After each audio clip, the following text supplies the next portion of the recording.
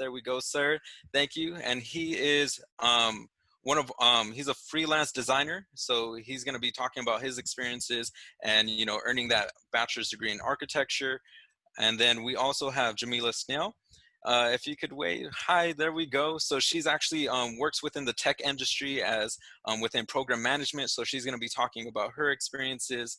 And then we also have Michelle Tomskins Lima. And Michelle, thank you very much. And she's actually one of our artists, and she works for DreamWorks, and she's worked on a few of the shows that she's going to share with. I don't want to steal anybody's thunder and share too much, but she's going to be sharing her experience as well. So to get us started, I just want to go ahead and set the stage on where you guys are at, right? So this Zoom meeting is geared towards high school students. So that's where I want my panelists to set themselves for a minute and take it back to about when you were about 15 and 16 years, probably the best years of your life during that time, right? I know for most of us, maybe it wasn't, at least not for me. But we're going to be talking and stepping back there. And I want you to answer this question in your own way, right? Did you see yourself attending college or attending the trade school that you went to and pursuing the career path that you're currently on, right? And if you can, just please share your story on how you ended up in this career. And did you ever think that you're going to end up here? Okay, so whoever wants to lead off first, feel free to go ahead and unmute yourself and raise your hand and jump in, so then we could go ahead and get started.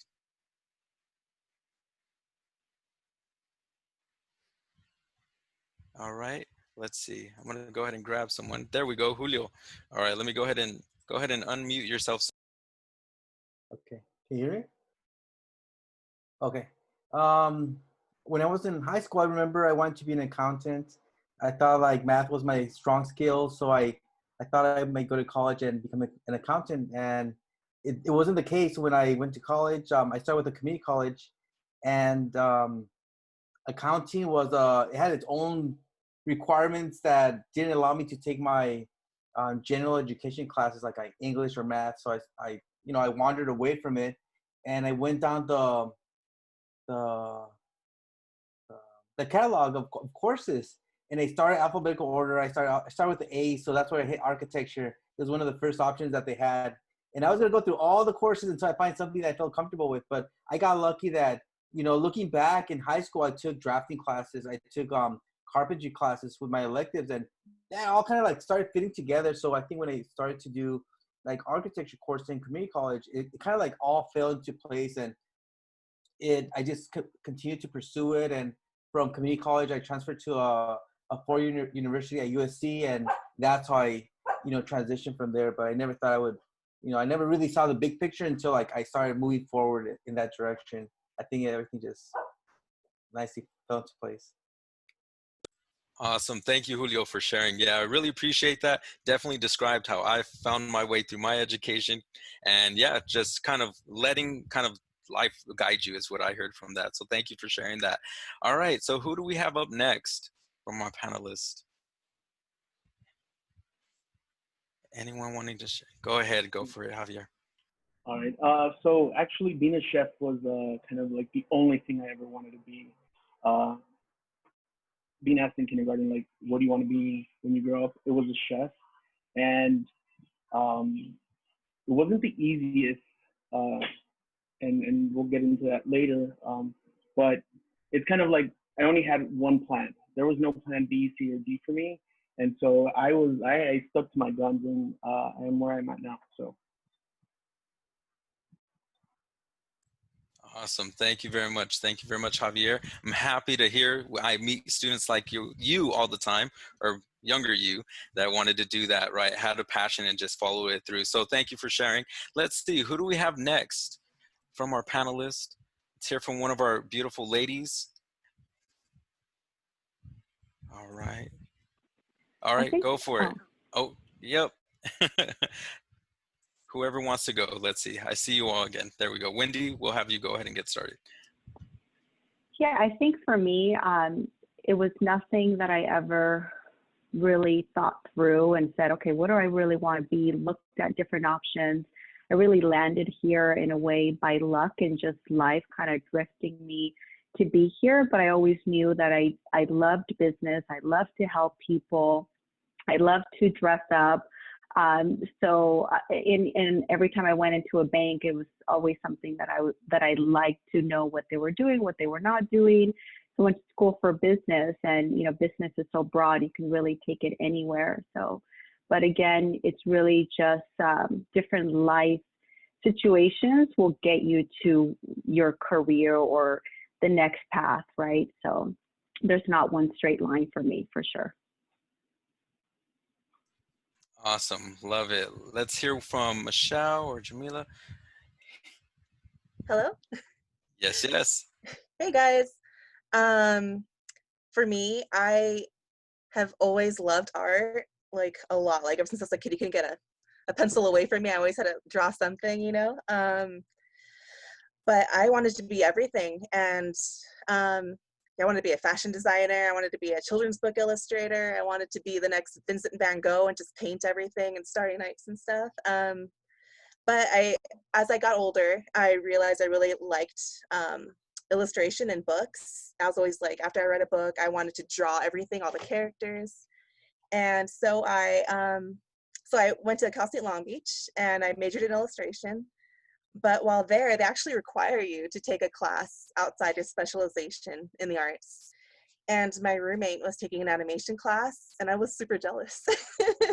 And I wanted to get involved too. Like it's crazy drawing.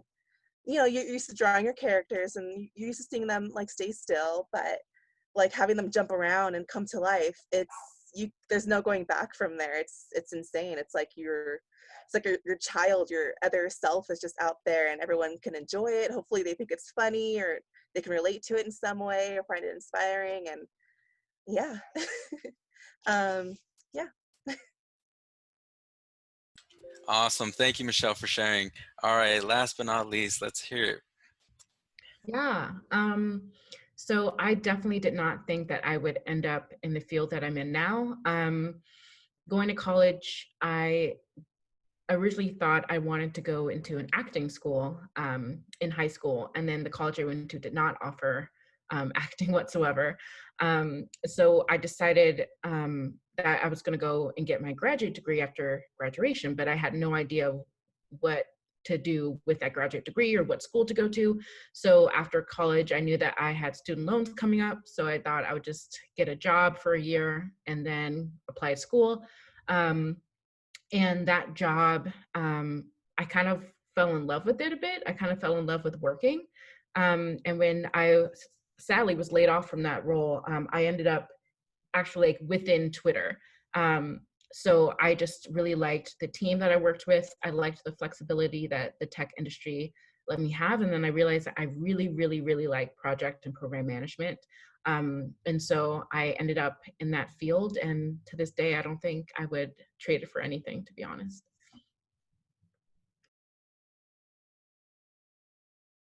All right, awesome. Thank you so much. So what we heard from that first question is just a lot of passion, but then also just kind of loosely finding our way on these paths that we're currently on as well. All from, just going through the college catalog, right? Going alphabetically and just kind of, hey, I like to dress nice as well. So, I like all that you have all shared. And I guess that segues into kind of my next question that I have for you as well is like, I heard it, but if you could share for our students as well is, why have you stayed in this, area that you're focusing on right now, right? So I heard a lot of passion, but if you could just dive in a little bit deeper on that, and then if we could just hear that as well. So whoever would like to go first, go ahead and unmute yourself and let's hear it. Yeah. I can go first. I think, I've been in business now for 16 years working for a financial institution. And I think the great thing about my job or just working for a financial institution, there's so many different roles that you could go into. So in the last 16 years, I've done, anything from being a teller to a banker to a branch manager to leading a high school student-run branch, and now in my new role as a community lending officer. So there's so many things that you can do. And for me, I get bored easily. So 4 or 5 years, I want to see what's next. What am I doing next? But every job that I've had, I love it. And I love it because I'm able to, one, make a difference by being a customer advocate. And two, because also you always want to look at what's in it for you, right? And my company has been able to give me a lot of great benefits to keep me happy and my family happy. So to answer that question, thank you. Yes, thank you, Wendy. So it provides a challenge, it gives you some unique opportunities, and allows that security as well. So I appreciate you sharing that. Let's see, who else would like to go next from our panelists? All right, go for it. I think I decided to stay in project management, especially within tech. One, because I realized that there's not a lot of Black women in tech. And so I want to be able to be a voice and advocate and, you know, hold that door open for the next Black woman that comes after me. And I think more on a, you know, kind of like a mental level, I love the puzzle of kind of designing a project roadmap and then that cross-functional kind of the kind of conversations that you would have with different, like various departments in order to get that project done. Like I love doing that kind of work. So I really like that in the tech industry, the project management skills can go into any department really. So it gives me that great flexibility that I have, you know, if I want to go to another company, I definitely can. So yeah, that's it for me. Awesome, love it. So you want to be an inspiration to those coming after you, right? And then also having that flexibility. So love that. Let's see, who's next? Anyone willing? I'll go. All right. So I've stayed in the culinary industry because everyone has to eat. And so it's an always changing kind of opportunity. No day is like the other. There's so many cuisines to like jump into. It's just always changing, and there's so many facets of the culinary industry. And just being able to jump from one to one, and kind of like Wendy, I get bored all the time, and so just being able to jump from being in a restaurant to being in a like corporate setting to being in a catering setting is, to me, is what I thrive on. Awesome. Thank you so much, Javier. Love it. Let's see. So we have two left, Michelle, Julio. Anybody? All right, go for it, Michelle. Hi. I've only been here for about like 2 years, I suppose, in animation. But I'm just so excited for the opportunity to change the world. It sounds silly, because it's entertainment, right? It's cartoons. There's my cartoon characters fart glitter like all the time. But I think there's a real chance for all of us to teach like young kids about like diversity and just learning and just like being friends and like sweet people, you know? Yeah, it's my goal to like eventually get higher up and pitch show ideas and write possibly and really influence the culture and hopefully like help, I don't know, this next generation of kids be a lot nicer. Awesome. Love it, Michelle. Last but not least, Julio. Okay. I've been in this field of architecture for about 20 years, and it's always different. It's never the same thing. It's always a challenge. I feel like it's a puzzle that needs to be solved, and I get to like really think about how to get from point A to point B. I remember my professor in college said, our job or one of our goals is to help clients create what's in their hearts or create what's in their mind and bring it to reality. And I think that transition, it's very interesting. And it's not just about designing, but also like needing codes and being safe. And, there's always something new to learn. So I feel like I'm always learning something new. I get to be in a job site one day, and then the next day I'm on my computer for so many hours drafting this instruction book to help people build like their dreams or make things up to code or make things like livable or useful. So it's a very interesting, very creative field that I always enjoy every day, even more. All right, awesome. Thank you, Julio. And that was kind of like a perfect segue into you kind of setting the way for other individuals and making, these books to help people. To lead into our next question, which is, what are some ways people from your industry or yourself are making a difference in the world, right? So yeah, if we could have someone willing to go first and kind of jump in. I'll go first. Can you hear me? Great. So, prior to this role, I was managing a student-run branch. So Union Bank has a few student-run branches inside of high schools, and the one that I managed was inside of Lincoln Heights High School.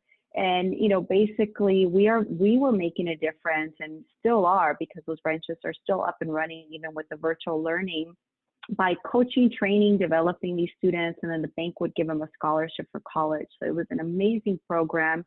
But not only that, now with my new role as community lending officers, I'm able to really help people build wealth through home ownership and help them understand the different programs that they're getting themselves into. That way they don't go into foreclosure, they don't have any issues. But I know that through Union Bank, we have a great way of giving back to the community. Every employee is required to actually complete hours of volunteerism. And that way we make sure that everybody in a way is giving back as well. Awesome. So giving back to the community, as well as helping families build wealth for themselves and their future, right? And kind of changing that family tree, is that kind of what I've heard when I heard you say that. So thank you, Wendy, for sharing. Let's see, who else would like to go talk about what are some of the ways that are you and your industry are making a difference in the world? All right. It was a tie. I'm going to go with Jamila first. Go for it, Jamila. I think that there are definitely pros and cons to the tech industry, especially when it comes to social media.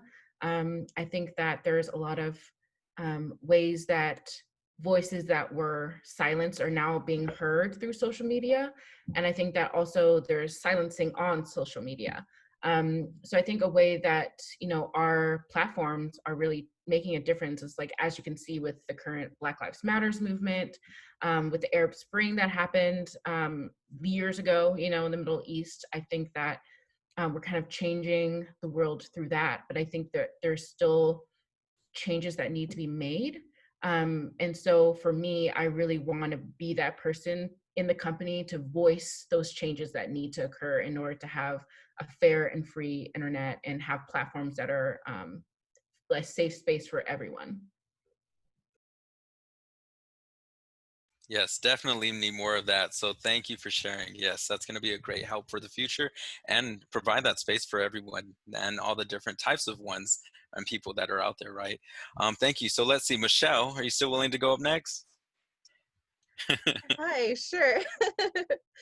um, I guess we changed the world, not just through the types of content that we provide. I want to say that DreamWorks is really good about it can be silly, but I want to say it's kind of educational. It's definitely not a violent we don't have any really violent shows on our show in our network. But also on a small levels, we always try to reach out to the community, in Glendale and Burbank. We reach out to hospitals. We draw with the kids. Just yesterday, I was drawing with a hospital patient through Zoom. It was pretty fun. Yeah. Also, we just, I guess, especially with the movement that's going on right now, I'm really glad that they're starting to pay attention to all the different people that wants to show up in animation, and we haven't really seen their voices, and so they're stepping up. I'm so glad to be a part of it. I'm mixed race, and it's just great to be one of the voices there that's kind of pushing them to have more diverse cultures and show other kids out there that they could be a superhero, that they could be a femme fatale, it could be whatever they want to be. Awesome. Thank you, Michelle. Yes, we definitely need that diversity, especially for younger generations and those that are so impressionable. So bringing that in an animation form, just gives the way for those younger people to just see themselves and what they could be and put a positive spin on what is normally displayed on, television and through animation. So thanks. Yeah, I appreciate that. All right, let's see who's next. All right, go for it, Julio. I feel very blessed to be a part of this, the housing crisis. I think it brings a lot of job opportunities for me. I work with a lot of residential projects, and I think the majority of the population is looking for housing. and they're downsizing, and they're trying to see what they could do with small spaces. And it's very interesting how we're sometimes wasteful of space. There's like, we're trying to be as efficient as possible because it's all about square footage. The bigger the square footage, the more expensive projects cost. So, you know, that's the next challenge for a lot of architects right now. Like, how can we make things affordable, efficient, and accessible to everybody? So I think right now I'm working with a lot of garage conversions, a lot of micro houses, and you know, it's interesting that, you know, we are given opportunities to help a community, family, the youth to have their independence through their own house. So just housing, I think that's I'm very happy to be able to contribute some design to make families live within one property but have different areas of privacy and you know, just good space. That's really awesome to hear. So like communal residences, it sounds like, and building and taking where the population, the world's population is only growing. So I like what you said about, you know, we're wasteful of space sometimes. And I definitely see that around some of the areas that I live in. So it's good to hear that people are actually thinking about that type of space that's going to be needed for our future generations and for housing. All right, let's see. Javier, would you like to speak? Yeah, so on a personal level, just giving back and just teaching people about food. I think that's the best gift that I can give. You know, a lot of people can say, "Oh, I don't eat Brussels sprouts," but have you tried it this way? You know, teaching someone a technique or a different spice or how to fillet a fish. You know, to me that's rewarding, and that's the way I can give back. On a career level, I work for a company called The Perfect Bite, and we're currently in the frozen food sector of food, and we give a lot to the communities where our factories are. So we donate a lot of food where it's needed, and you know, I think a big thing right now, and I hope that it continues, is equality. And there's a company called Every Table that fights for food equality, and so it's just giving, say, one plate of food to people who have the ability and can afford a $35 meal. They give that same plate of food to people who normally wouldn't be able to. And so just being equal with food and bringing everyone to a table. I love that. I love that. Being able to give other people in different situations the same abilities that others normally would have, but they wouldn't. So I like that. I love the day-to-day thing, right? And that's, again, a perfect segue. I'm lucky with this panel. But that's, you know, we talked about kind of the world kind of and what you're doing on that level, but just to bring it down kind of day to day so we could show our high school students and our participants, what does that look like? Is there a normal day? And if so, what are those typical day-to-day activities, or what that typical week looks like? If we could have you guys talk on that next. All right. So it's all yours, Michelle. Okay, hi.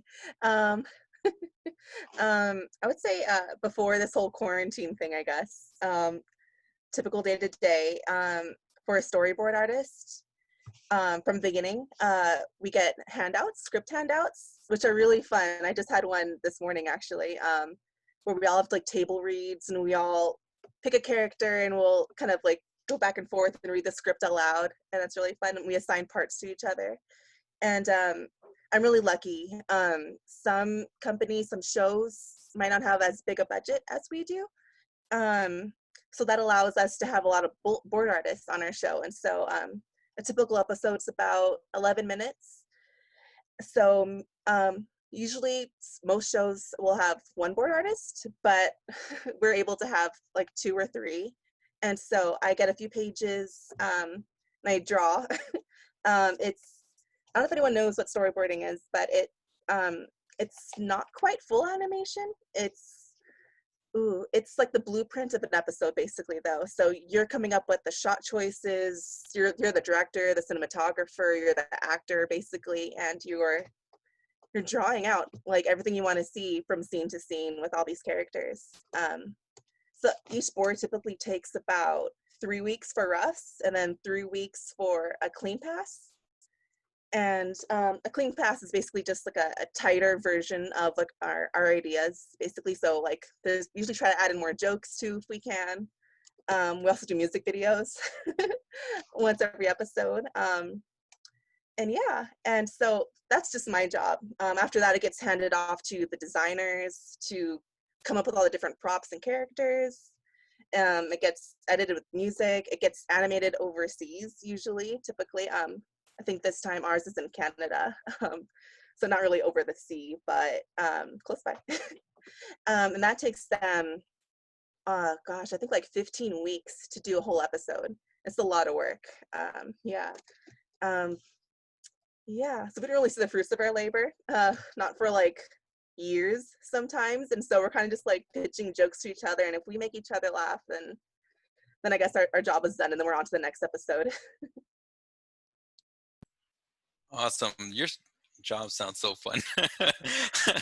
Yes, it sounds awesome. I mean, I'm happy, right? That just that ending piece, you know, if you're able to make people laugh, your colleagues laugh, you know, I try to do that, but it's not always appreciated probably as much in the space that you're in. So yeah, I love that. All right, let's see. Next, day to day from one of our panelists. All right, Julio.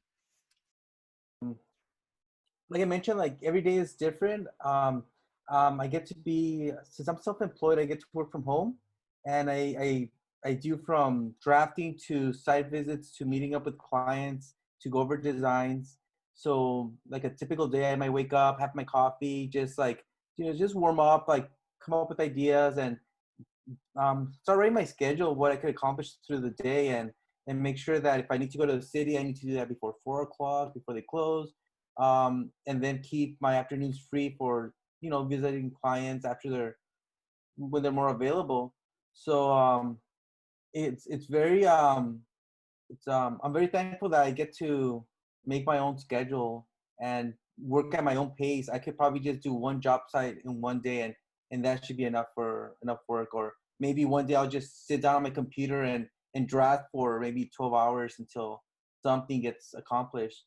So it's always changing, but I do get to draft. I get to be on the computer. I get to design, try new softwares, work with the city too. Like that takes a while sometimes. I like that part of the job because I get to sit in line and, you know, just think about what I want to do, and, you know, just like a breather, and then and just visit a client for a couple hours. So I don't know how to be more specific, but I think the fact that I work on my own pace, it's just every day I get to meet new people, and just like Michelle said, like draw something fun or draw something that's creative. So it's very flexible. I love my job because of that. All right, awesome. Thank you for sharing, Julio. Yeah, we need that, right? I know there's people out there that can't have that normal 9 to 5. So sharing your experience and letting students know that that is a possibility is definitely something that I enjoy hearing, and I'm sure our participants enjoy hearing as well, is that there is that option out there in these different sectors of work. So awesome. All right, let's hear it. Let's see. So we got 3 others. Anybody willing? All right. Oh, Javier beat you, Wendy. Oh, ladies first, I think I'm hearing. Okay, go for it, Wendy. Thank you. Thank you for that. You know, I think similar to Julio, there's no similar day in my role. But for me, I always like to go to sleep knowing what's happening the next day. I'm huge on planning and organizing. So for high school students, get used to that, planning, organizing. I have like 1,000 sticky notes on my station to remind me of things, because I have 2 kids, a dog, a husband, and a lot going on. But it's great. So once I'm ready to, you know, get into my computer, it really depends on what's going on, either connecting with clients, requesting documents, going back and forth with the underwriters or the processors for different updates, following up on previous clients, maybe jumping on different Zoom meetings. I serve on 2 nonprofit boards, so working with those nonprofits, cooking in between all of that. So it's just really crazy. But, you know, I think what I love, again, is just being a client advocate, figuring out what's best for them, if I'm saving them money, if I'm saving them a cost, or whatever it is that I'm doing to help them meet their goals is what really drives me. And I love to do that. I love to report good news to my customers. So yeah, it's every day is very different. Awesome. Thank you, Wendy, for sharing your experience and what that looks like for you day to day, right? That's my typical day. It's normally getting back to students, emailing a dean of a college, emailing another university. So seeing that, you know, for those that like to have it puts me at ease having that schedule, knowing what it's going to look like. So again, there is that flexibility between individuals and knowing that, again, we could have that as well. So thank you for sharing. So let's see, Javier, let's have you go ahead. Yeah, my days are never ever the same. I can start for sure. It starts off with a cup of coffee, and then it can go from being at a desk all day and just doing R&D, kind of just like looking at recipes and jotting ideas down, to then jumping on Zoom calls with clients and see what they want and what kind of recipes they're looking for their particular brand or cookbooks. To then just being in the kitchen all day and creating all these little tastes and getting people's opinions. Because I work at a company and then I have a restaurant, it's constantly communicating with the partners at the restaurant and, hey, we should try this, or, you know, like, can you come up with a new item for the menu? Or, OMG, we got a Yelp review and something's wrong with the mac and cheese, like, get on it. And so it's never the same, and that's the way I like it. I like the unscheduling of a day. Awesome. Thank you for sharing that. Again, similar to Julio, and, you know, having that flexibility and not having that normal schedule, right, is what I was hearing. So thank you for sharing, Julio. All right. Last but not least. Hi. It's interesting. I think I'll probably give two experiences with this. I actually left my job at Twitter in February, and right before kind of like COVID really hit. So I've been job hunting ever since then. So I guess I'll give my experience with working at Twitter, and then also like my day-to-day, you know, while job hunting. So at Twitter, my day-to-day was definitely varied a bit. I know that I was always in meetings. My team was in 4 different offices around the globe. So having to kind of work with the 3 different time zones, including mine, was really a challenge at first. But yes, you're always meeting with your stakeholders, so the people who have, you know, the biggest stake in your success as a team. So that's definitely what's the sales team. So I would constantly be meeting with them. I would be meeting with my other teammates to see how our programs were going and tracking that. So definitely a lot of meetings. So I get the sticky notes. I definitely have sticky notes, had sticky notes all over my desk. And I think, you know, job hunting, you definitely have to set your schedule. You know, you need to be able to kind of have attainable goals each day, whether that be, you know, applying to 3 jobs a day, or reaching out to a hiring manager, a recruiter, or like looking at your network and seeing how you could like use your network to your advantage. So that's definitely been a challenge during COVID, and, you know, during a time when, you know, the industry may not be as, it may shut down a bit, but once, you know, now that it's kind of ramping up again, now my schedule is like interviews, getting one-on-ones with this person to get their advice, you know, on this career path. So again, the day-to-day definitely varies when you're job hunting, but just have those attainable goals in mind in order to be successful at that. Awesome, thank you. And I didn't share that earlier that Jamila had worked for Twitter, but we have some real rock stars in this, you know, panelists here. So I just hope that you guys appreciate that, the participants, because we really do have great panelists here today. And then I also like what you shared, because I think our high school students, and as a community college counselor, I always tell my high school students, and you touched on it, is that you're applying, you know, 2 to 3 jobs a day. They should be doing the same for scholarships while in high school. So then that way they could attain those. So that could be a nice segue later on in their life, is, you know, making that easy transfer, learning those transferable skills now, learning that dedication. So thank you for sharing that, because that is directly related to something that they'll be doing or should be doing now or in the near future. So I know that they're probably all asking, so we're going to lead into our next question is like, what advice would you give students interested in pursuing a career in your field? So that's the next question. So if you guys could go ahead and share out and what you guys are willing to offer. All right, Wendy. I think I'm going to keep it general because in any field, I think you need to, number one, be driven, try to be the best at everything that you do. If, you know, whatever it is you're doing, try to be the best, and then that will get you to the next level. Don't be lazy. You know, we are so lazy sometimes, and we hold ourselves back, and we really have to push ourselves and see what we can do, and be open to new things and new challenges, because I think that's what all the panelists have mentioned, is that being open to new things and new challenges has really led them to where they are now. And when I used to work with a lot of students, they weren't open to new things and new challenges. And I think we need to continue to do that because you never stop learning. So. Awesome. Thank you, Wendy, being open to new challenges. And it kind of talks to like how Julio got there as well, right? Julio, how you're going in as accounting, kind of found your way somewhere else and being open and having that open mind. So thank you for sharing that. Let's see who else. Oh, go ahead, Wendy. One last thing, I think we need to be the drivers behind our own career.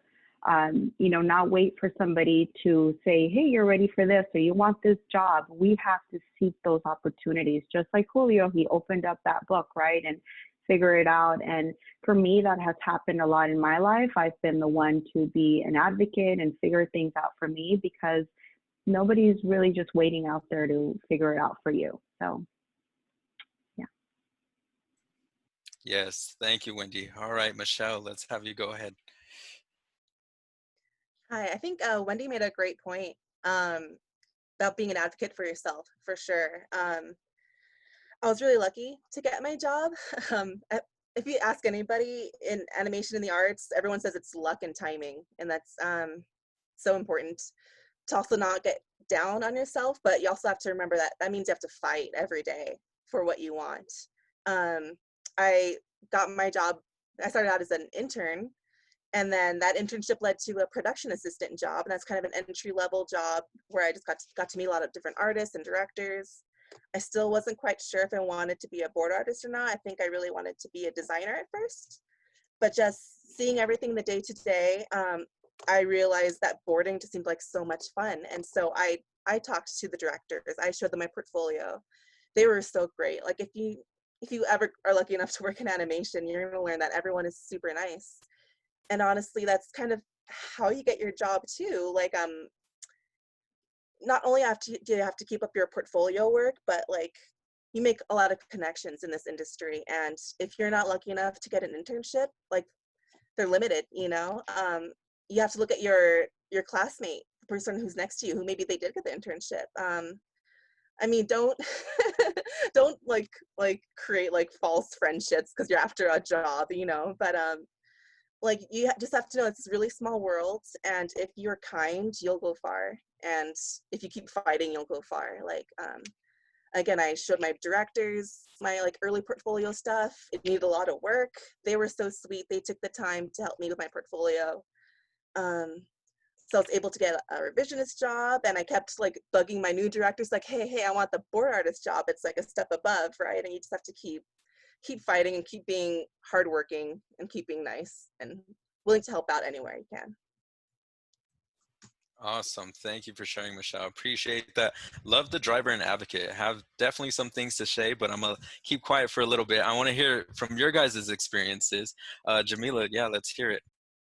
I think something that I've learned through my short tenure in my short career is really building your own board of directors. So that means like, you know, having your own advocates or advisors or mentors that you find within your career, and really, you know, talk to them and like really have these people, collect people whose point of views that you trust and people who are very honest with you. So you can go to them for advice and kind of see like, hey, I want to maybe make this pivot in my career. What do you think? Or do you know someone who could connect me to, you know, this person or X, Y, and Z?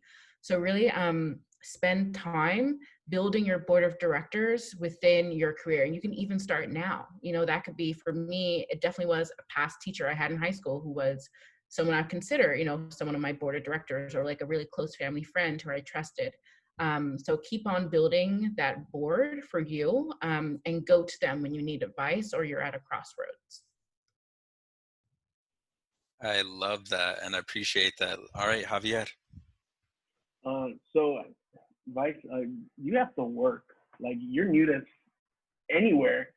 Put your head down and work. Like, and you have to multitask. As hard as you put in effort to work, you have to be your own advocate. You know, you have to like promote yourself and say, this is the kind of work that I do. And at the same time, if you see that someone needs help, lend a hand. You know, the worst thing you could possibly do is say, I already know how to do this, because it's kind of closing you off, and it's kind of like putting yourself in a corner. And just be open to any and everything. And then, you know, like, it may not be something that you're fully comfortable with, but it may be something that kind of takes you to the next step in your career. So.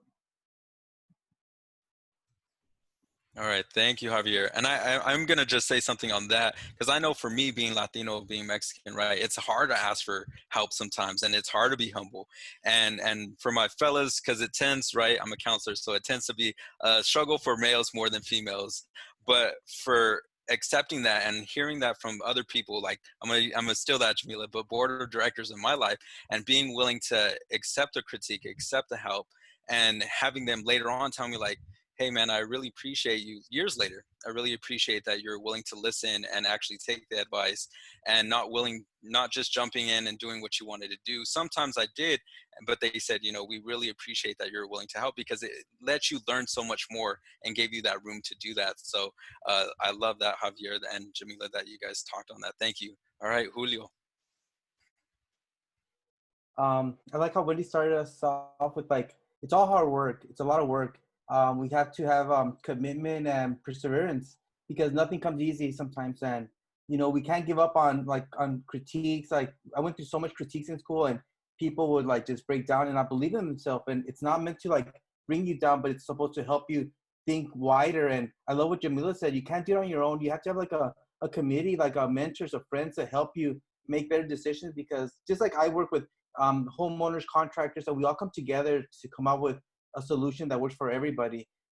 We don't all have the right answer all the time, and we just have to keep on trying and trying. And I, like Michelle said, internship was key for me.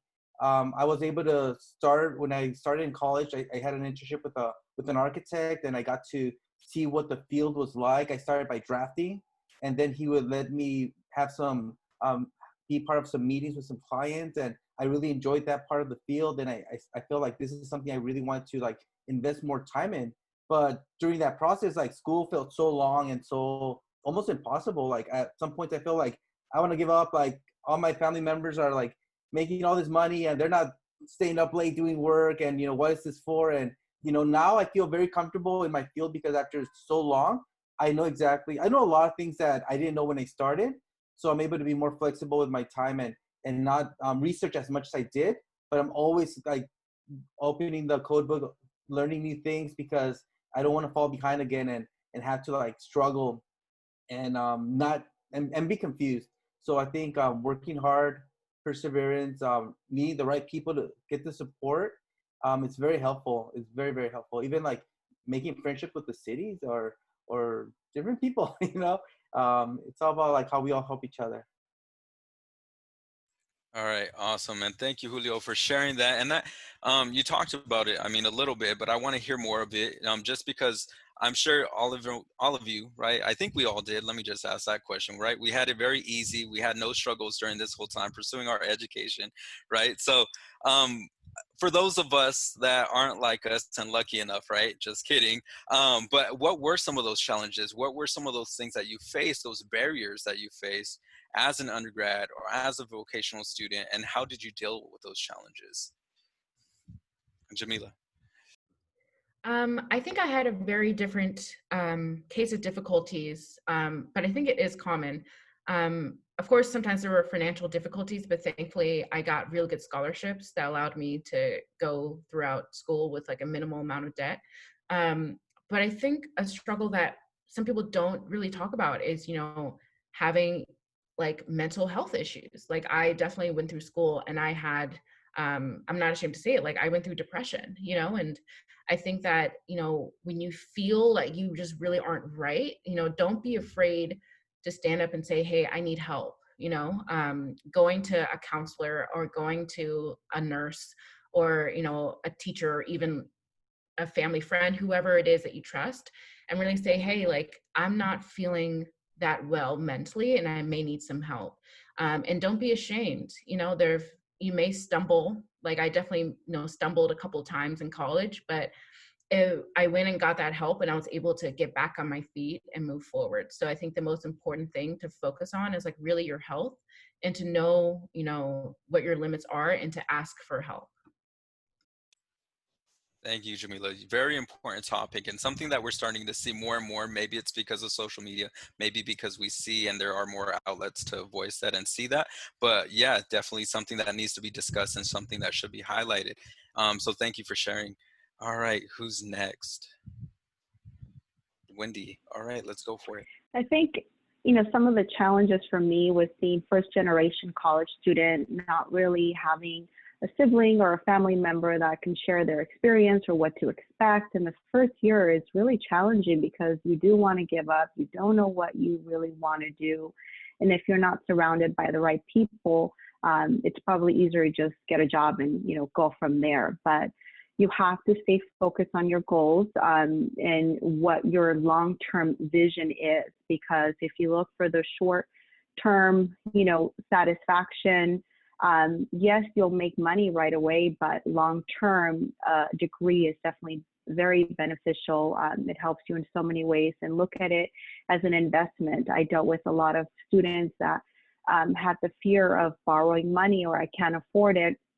And it's really an investment that you're putting in for you. And it's a great investment because after your degree, you'll hopefully land that job to be able to pay for that degree. With that being said, I always advise the students, you know, look at that degree, what the compensation is going to be after the 4 years, what your debt for student loans will look like, and then you'll really realize if that's the right degree for you. Because if you're going to school and you're going to pay, you know, $200,000 to go to school, and that job is going to make you maybe $50,000, then, you know, is it really something that you want to pursue or maybe revisit? But money isn't everything, obviously. You know, you want to look at what works for you. But those were some of the challenges that I had. Awesome, thank you. And I think that's a good topic to talk about because when I meet with high school students on a daily basis during my 9 to 5, they have these aspirations of going to all these very expensive universities, right? And I think you talked about it. The degree could be the right one that they need for that particular field, but maybe not going that $200,000 in debt. Maybe the $40,000 at that state school or that public school could be another alternative. So yeah, definitely. Thank you for sharing that. All right, let's see. Wendy, all right, Javier? So kind of like a struggle that I encountered was kind of like the support. Um, Always wanting to be a chef as a kid. You know, my dad wasn't really keen on that. You know, he wanted me to become a cop and or a firefighter and not necessarily go into what he thought was a female-dominated industry, which was completely opposite. And so I did struggle a little bit with that because he never really understood why or cared to understand why I wanted to be a chef and why I was doing certain things, and you know why I'd rather buy knives and spoons than, you know, fix a car. You know, it was more of like him not understanding, and you know, it kind of takes a toll on someone when, you know, like you want people to be proud of you, and he would say, oh, my daughter does this and my other daughter does this and my son works, you know. And so, but after a while, you know, I'm doing what I'm doing, and I don't think he still understands it, but I know he respects it. So support's a big key. All right. Thank you, Javier. So that's definitely for our parents and guardians out there, right?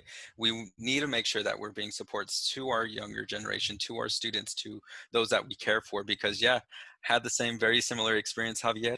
These hands are computer hands. They're not steel working hands like my dad's. And I still get that question, hey, when you're going to come and work for the railroad with me? No, Pops, I work with this, not these. So, yep. Yeah. Thank you for sharing that. And thank you for giving advice to our parents and those guardians. All right, next up, let's see, Michelle, Julio, go for it. Um, um, I feel like Wendy, I thought I was the only one here being a first generation college student. I think of not knowing what to expect or what's next or how to overcome certain like things in college. Is one of the challenges that I encountered.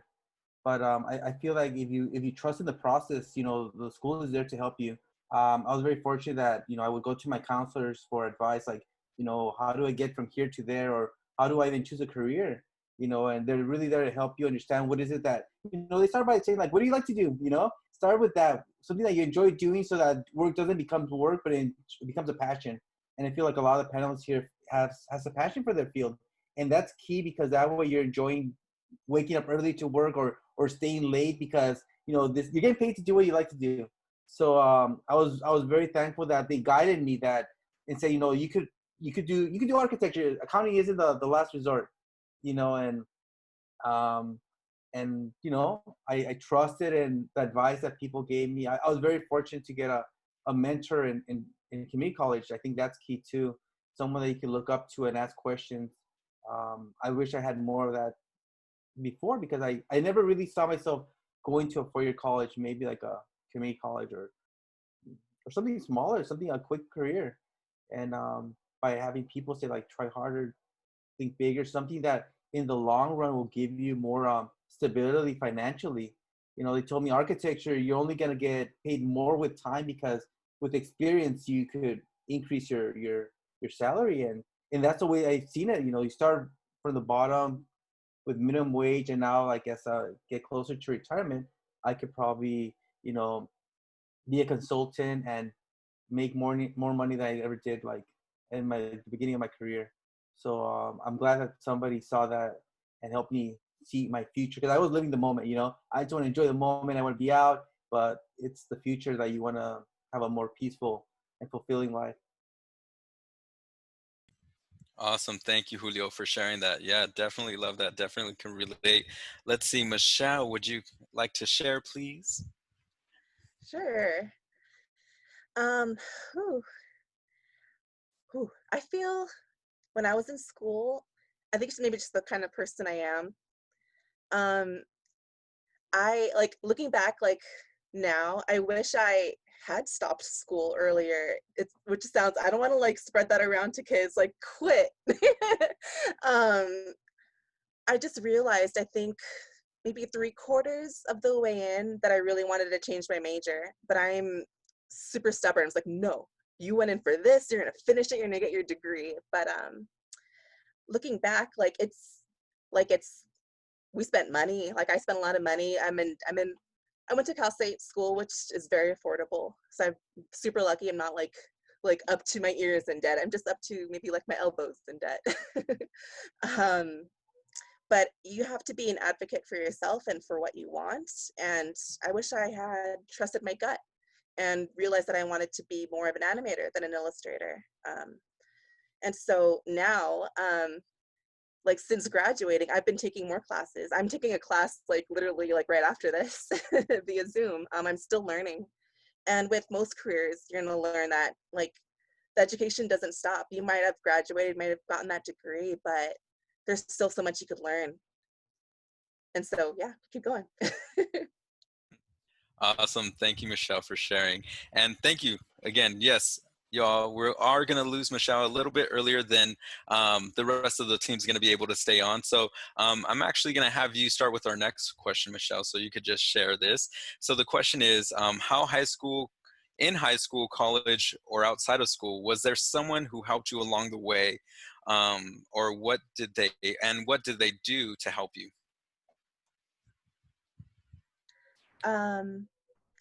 I've always been a drawer, and my mom knew how passionate I was about it. Like, there was just no other option for me. Like, I have to be an artist somewhere, somehow, you know? And so I always had my mom rooting for me, like, stay one. Um, and like, I think other people could see that passion too. So it goes back to like my high school art teacher. I even remember my kindergarten teacher being like, she's gonna be an artist, like everyone, like watch out for Michelle. So that was really cool. And then once I got into school and I started messing with animation, I had professors who watched out for me too, and like wanted me to be part of a panel of like animators, to other college kids, to high school students, like rooting for me for internships, like, yeah. I'm super lucky. Like, a lot of my professors really were watching out for me. Awesome. Thank you very much for sharing that. And let's see, who else would like to share about those that helped them out along the way and how they helped them? All right, Jamila. I would have to say, like Michelle, I think my biggest supporter, like throughout the years, has definitely been my mother. She, even though like at the beginning, I think she didn't really want me to do acting, so she kind of pushed me towards university. Where at first I was like, I don't want to go there, and then once I actually went on the campus and visited, I was like, okay, so maybe this is the school for me. She was supportive throughout all my ups and downs, and whenever I was confused about what career to do, she was there to be a sounding board and also to give sound advice. So I really appreciated that. But definitely in college, because my school was so small, we were able to have a deeper connection to our professors. So there definitely were a couple of professors who, I would talk to and be like, I think I want to do grad school. I'm kind of conflicted. What should I do? And they were able to give me that great advice. And since they knew me, they knew my work, they knew, what avenues I should go down. So those are like, my mom definitely was a pillar in my life, but then, having those professors who well, was really helpful. Awesome. Thank you very much. So hearing, right, already heard it from two of the panelists, but family, right, really speaks into it. Javier talked about it as well on the opposite. So, thank you for sharing about that. And then one thing for my students that are out there that I want to share, and I hope you're catching it, but the professors, right? A lot of times we're scared to go to our professors, we're scared to go to our instructors and ask for that help and seek it, but they're really out there to help you out, right? And if you come and you're willing to ask and you're willing to learn, that's what they're there for, and they truly are. I can't say all. I'm gonna say but majority, the good majority are out there to help you out. All right, so next, who would like to share? All right, Julio. Okay. I want to start also by thanking my mom for all her support. Being raised by a single mom, I think she's the only person I could like go to as like an adult for any advice. And I remember I saw this movie that said mother is God in the hearts and the lips of heart. Mother is God, or in the lips and hearts of children. So for me, I think she was everything. And I remember her like saying, I could only give you like food and shelter, and it's not up to you to like do something for yourself. I think that gave me strength to want to do more and do something to help also in the household. And after that, I saw a lot of professors reaching out when they saw me struggling. Like I would get letters that said, I believe in you, and that really stuck. And, even when I didn't believe in myself. And, oh, sorry, my dog. Sorry.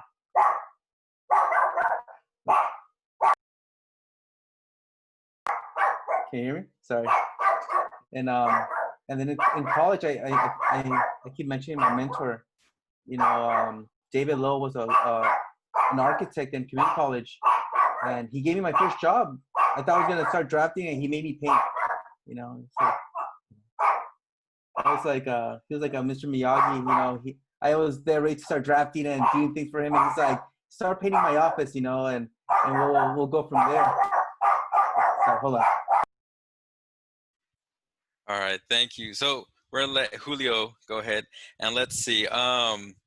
sounds like there's a serious Chihuahua over there or some kind of dog over there. So yes, hopefully that's taken care of. Let's see, Javier or Wendy. Okay. Yep. So I guess I'm going to be the fourth panelist to say my mom. Um, you know, with my dad being very opposed to my career, my mom was there to kind of be the very supportive one. And I know even though it caused a lot of tension between them, it didn't stop her from always being at my tastings or at my open houses, at the opening of my restaurant, or, you know, she's the first person that every time I'm going to apply for a job, I talk to her about that. And, you know, and after that, it's like everyone else has said, you know, like the mentors and the people that you meet throughout your career that continue to reach out to you and kind of like push you and be like, hey, you know, there's this job opening, and, you know, why don't you look into that? And people who have your back just throughout your career and in life, and they become more than just mentors, they become family. Thank you very much, Javier, for talking about that, and again, representing the mothers and the parents that are willing to kind of advocate it for us as well and let us know that we could do it. Julio, did you want to finish up anything or that you were saying? No, I think that was it. You know how important it is to like believe in the professors, that they are there to help you. They're not there to like bring you down. Their critique is meant to like help you think more, think bigger, and you know I almost didn't take this job. I was like, no, like he's a tough teacher, but when I got to know him as a person, you know, he was like the nicest person. But he said I just have to be strict with students so they don't like start slacking and try to take advantage of me. So it's like, but you know, you start seeing the human side of professors, you know. And at one point, I even thought about being a teacher and giving back because I really appreciate all the support I got from all my professors growing up. Awesome, love that. Maybe as an encore career, right? For sure. So let's see, Wendy. Yeah, I think for me, definitely my family and friends were definitely very supportive. But in every job that I had, I always found a mentor, somebody that can help me, that I could go to. You know, it wasn't that I was asking them to be my mentor. They were my mentors without even knowing it. And I always found somebody to guide me and lead me and just support me, and created that, you know, board of advisors, right, Jamila? And so I could reach out to and contact and always checked in with them. And I was always very coachable. So be very open to the feedback that you get. And that way they're able to continue coaching you. So mentors were definitely a great help for me. Awesome, thank you. We all need mentors in our life for sure. So that kind of leads into, at least most of the other panelists have talked about it already, but the importance of family. And so the next question that we have on this panel questions is, we have some parents on this forum. So we're wondering how families could help their students and how they've helped you strive for their, you know, for that future college or for that future dream career or career.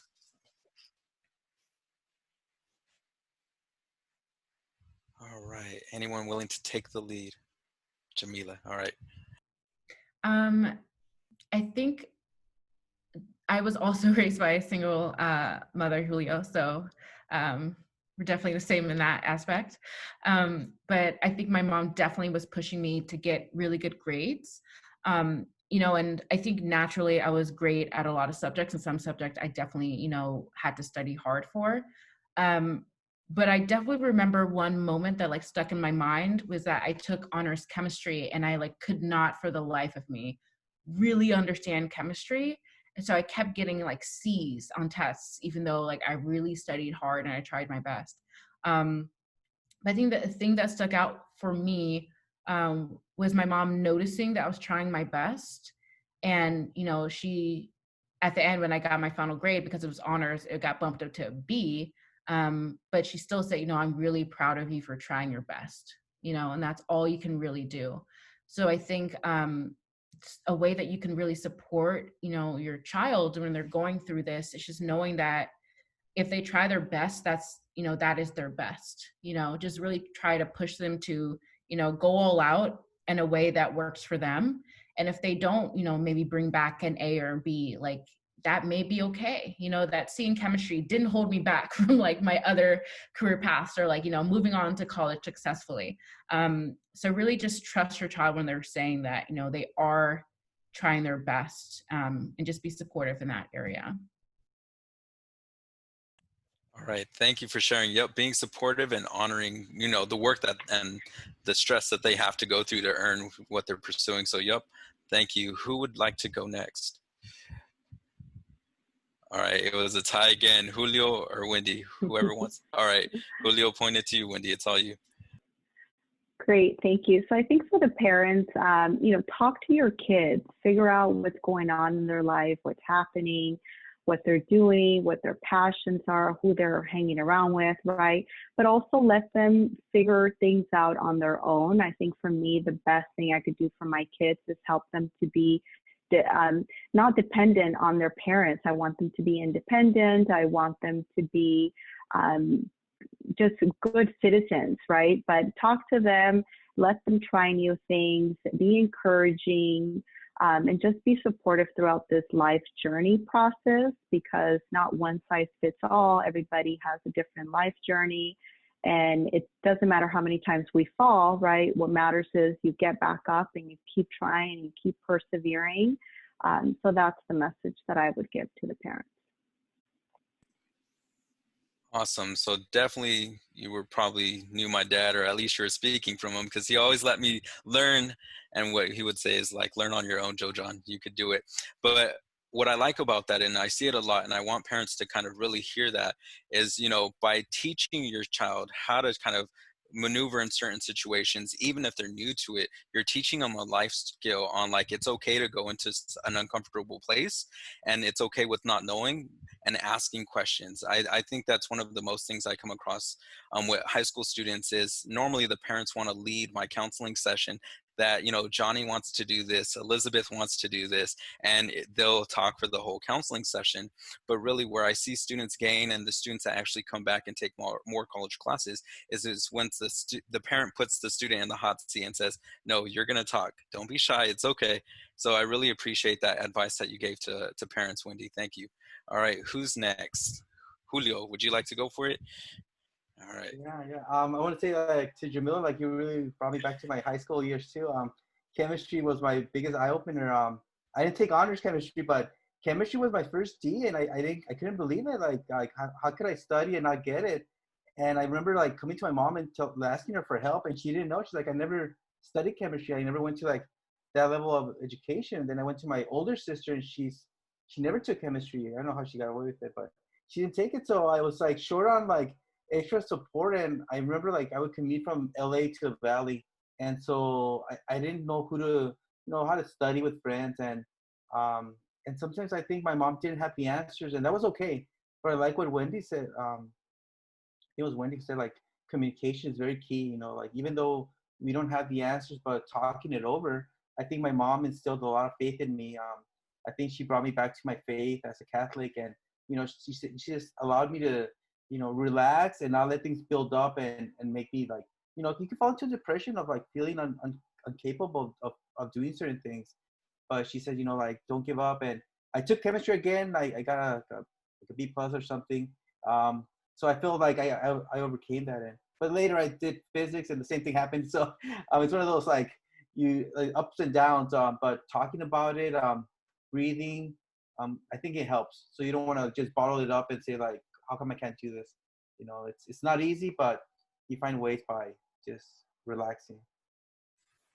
Awesome. Love that. Constant reassurance and constant kind of speaking into your child's life is what's needed, and what we're hearing from these panelists. All right. Who would like to go next? All right, Javier. I think as a parent, it is really important for you to try to understand where your child is coming from and why they want to get into this particular career, and go through that path. I think probably one of the worst things that a parent can do is compare your child to your friend's child to your sister's kids, and or between siblings. No one has the same path. you know, everybody has their own path, and there are people who, you know, U-turn sometimes and they stumble and they fall, and um, not comparing and being present for all that is very important. And like, I thank God my mom has let me do what I wanted to do with my career, but she's always been there, you know, through everything. She's always been there, and presence and understanding. Yes, thank you, Javier. Presence, understanding, and not comparing. It's easy, right? And sometimes parents, I've seen it used as a tactic to try and motivate their child to do it, right? But sometimes that could be detrimental. So parents, if you could hear that, just I really appreciate that, Javier. All right, Michelle. Let's see. Would you? I think you're the last one. Yep. Yeah. um, I was super lucky with my parents. My dad is an artist too, so I think not everyone knows that you can get a job in the arts, but my parents were lucky enough to know that, like, that, yeah, you can get a pretty good career. And a lot of people are afraid of encouraging their children to be musicians, be artists, etc. You know, it's because you might not think it could be like a stable 9 to 5, but if you're supportive of your kid,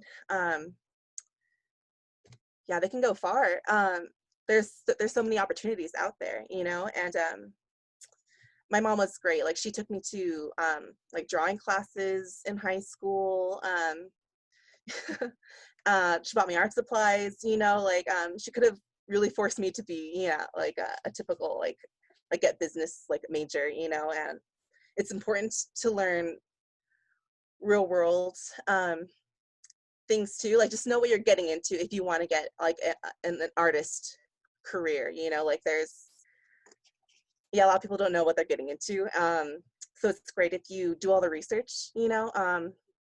And it can be scary as a parent to let your kid go off into the world and fail. They're gonna fail. But they also are gonna do great things, you know. And it's so great to be that person encouraging them and like being that safety net, you know. Like, if they don't get the job right away, like, they can they can come back to mom. And yeah, try plan B, or, you know, just the next step to see like what else you want out there. Awesome. Thank you, Michelle. Parents going the extra mile, right? Like Michelle was talking about, going and taking them to the extracurriculars, willing to be there for them when they need it. So just making sure what we heard from participants, the other panelists, right, is being present, right, communicating. And I'll just take that communication a little bit further from a personal note, is make sure you tell your kids you love them, right? Make sure you let them know that they're loved, that you appreciate them, that they're valued. Because I could clearly remember, hopefully I don't get kicked out of the moderator role here, but I remember the first time my dad told me I was loved, that he loved me. He said, "I love you, kid." But it was when I was 16 and I was in juvenile hall. And Dad, what a messed up way to tell me you love me, right? But I mean, I'm happy that he said it, because, you know, that's probably the only time that I've heard him say it since. But, you know, if you don't let that kind of just turned my whole relationship with my dad around. So making sure that your kids are loved and that you're there for them is really key. So thank you, parents. Hopefully you learned something from what the panelists had to say. I'm going to go ahead and let Michelle lead this next question again. But what advice would you give to your 15-year-old or 16-year-old self?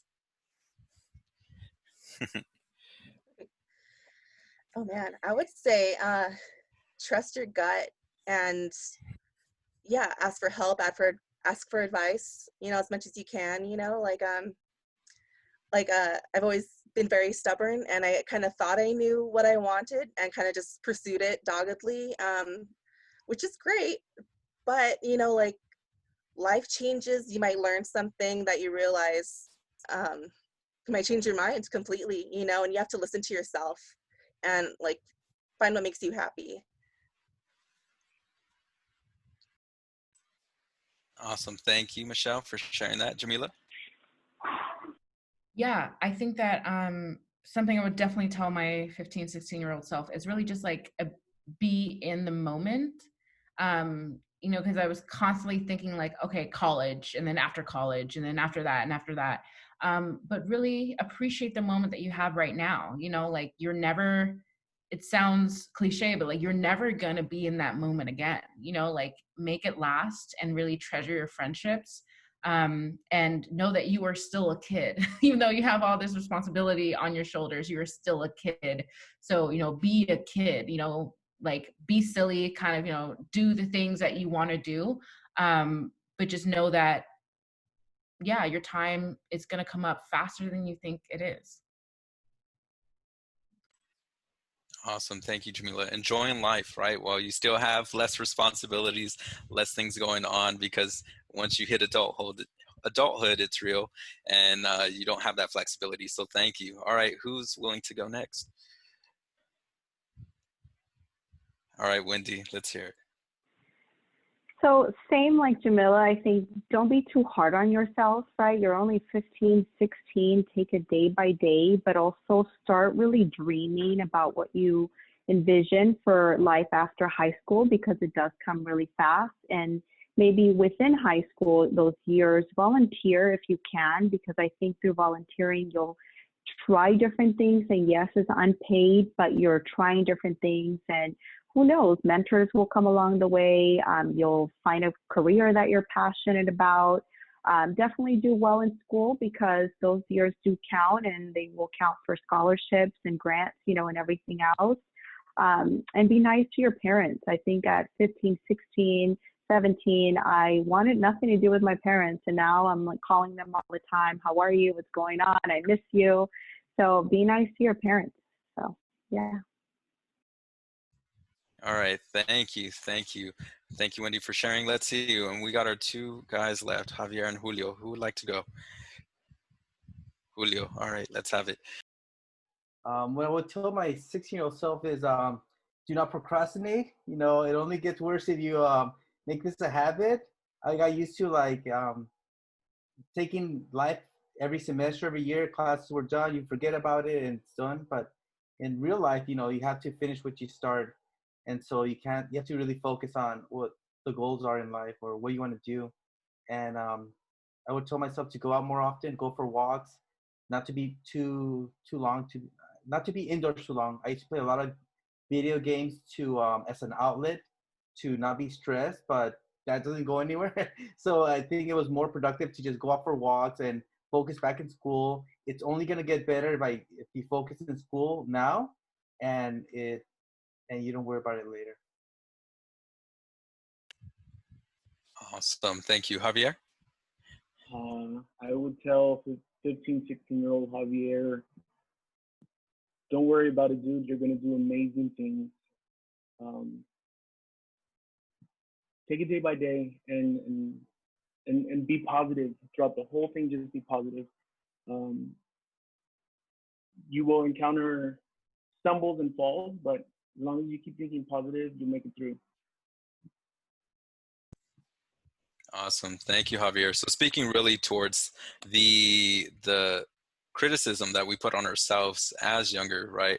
And how everything's kind of like, it's life or death. I remember 15, 16, it was either yes or no. If that doesn't happen, that's it. That's the end of life as we know it.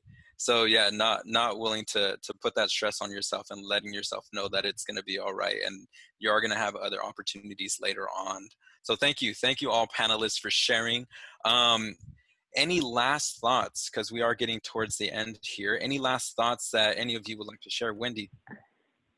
Very quickly, I think I also want to tell my 15, 16-year-old self, life gets better, right? Going back to your comment, I thought, oh my God, I can't go to that party. My life is over. Like I'm not ever living again. And life gets so much better as you get older. You get so much wiser. But I think I want to leave it with the last comment. Again, your career is not going to be a straight line. Be open to new opportunities, to new challenges. Challenge yourself, but also check in with yourself and be committed after your goals and know that you will fall, but you have to persevere. That's the way you make it through. So thank you for having me. Thank you, Wendy. All right, any other last thoughts? Javier? So I said earlier to parents, don't compare your kids to other people, to the students. Don't compare yourself to your friends. Uh, your path, their path, they've crossed. They probably won't go the same route. If you've decided to do something, stick to it, and at the end, you'll be grateful for what you've done and how you've done it, and you'll do amazing things. Awesome. Thank you, Javier. Anybody else? All right, Jamila. I think I would maybe say two things, especially for the students. No matter what career path you go down, really try to give back to your community in some way. I think that that's hugely important, and it could be something small, it could be something big, but anything you do has an impact. So always try to give back to your community in some way. And also, don't be silent. Like if you see something that you want to have changed in your environment or, your job, like be that voice, and be that change, no matter, how many steps you move forward, you're helping the people behind you. So you may take one step, and that's one step ahead for the next person behind you to move forward too. So don't be afraid to speak up and say something and to really advocate for change wherever you see it. Awesome. Thank you. Thank you. Julio or Michelle, any last thoughts? Yeah, I guess I want to say it's so important to have your big dreams. And I think if you are serious and if you really want what you want, then you got to keep fighting, keep working, keep researching, keep meeting people. There's so many different like meetups you could do, classes you can take. There's always keep your mind open, keep your eyes open to new people, new opportunities. You never know where this world's going to take you. Awesome. Love that. Julio? I just want to say, be positive, believe in yourself, and be kind to people around you, because you never know, like Michelle said, like who's going to be there to like inspire you to believe in yourself, and that opens doors to a whole network of friendships. And just we're all here to help each other, raise each other up. All right, awesome. So thank you again, our wonderful panelists. If you could just wave as I say your name. But we had Jamila. I appreciate the hand and the waves anyway. But we had Jamila, right? So hello. We had Wendy. We had Javier. We have Michelle and Julio. So we're your panelists, right? Our awesome panelists, our rock stars that we had to just inform and share their experiences on what they did to get where they're at today.